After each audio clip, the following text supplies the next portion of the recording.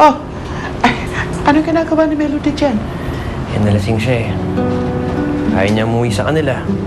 Ayaw rin niya makita si Martin, kaya dinala ko na lang dito. Balitaan ko nga eh. Kawawa naman, no? Dapat di siya saktan ng kahit sino. Dapat di siya sinaktan ni Martin.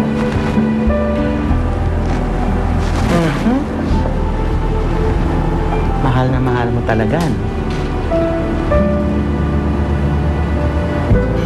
Aling Eva, pakibantayan muna siya para sa akin. Mag-board lang kasi ako eh. Sige.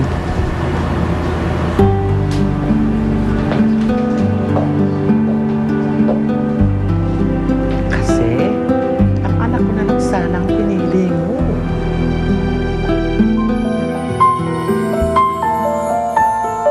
Para sa mga tao nagmamahal ng palihim, dahil meron ng gustong ibang taong mahal nila. Etong kantang to, iali ko para sa inyo at para sa mga secret love niyo.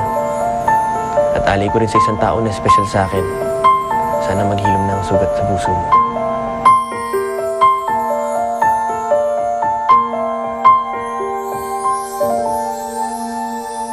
Nandito ako, umiibig sa'yo, kahit na nagdurugo ang puso. Kung sakaling iwanan ka niya, huwag kang mag-alala, may nagmamahal sa'yo. Nandito ako. Ituloy mo na kasing panliligaw mo kay Melody. Lalo na ngayon broken-hearted siya. Kay Martin, di ba? Aling Eva, hindi naman yata maganda para sa isang lalaki na manligaw ng ibang babae. Habang iniibig niya, nagdurugo pa ang puso. Baka sabihin pa, insensitive ako. Siguro hintayin ko muna maghilom ang puso ni Melody. Sana anak maghilom na rin ang sugat sa puso mo dulot ng pag-iwan ko sa'yo nung araw.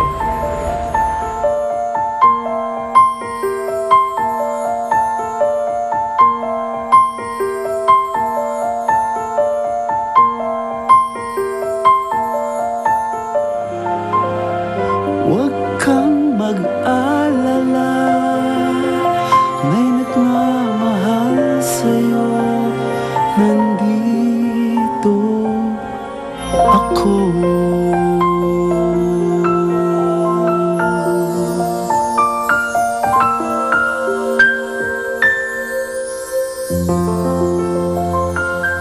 Gising ka na pala.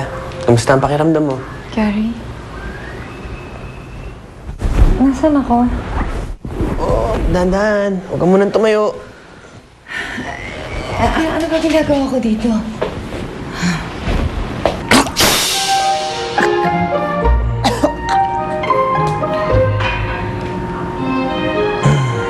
Sorry.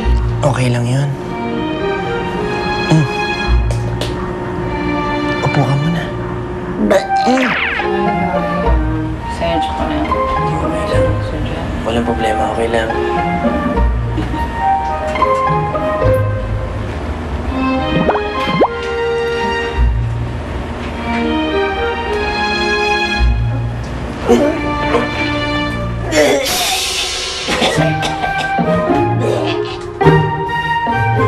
Ilabas mo lang. Sige.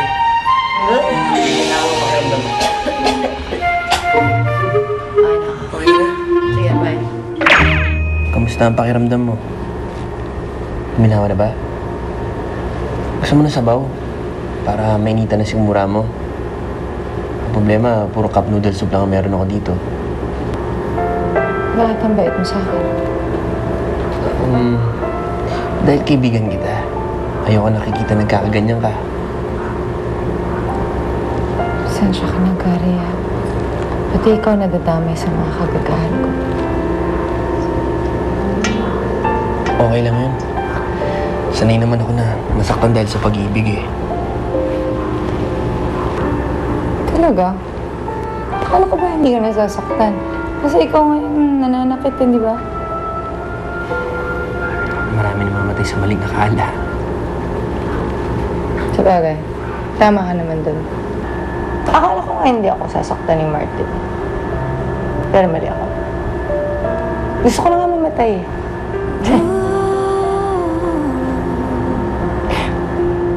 Naman eh. Walang iba sa puso ko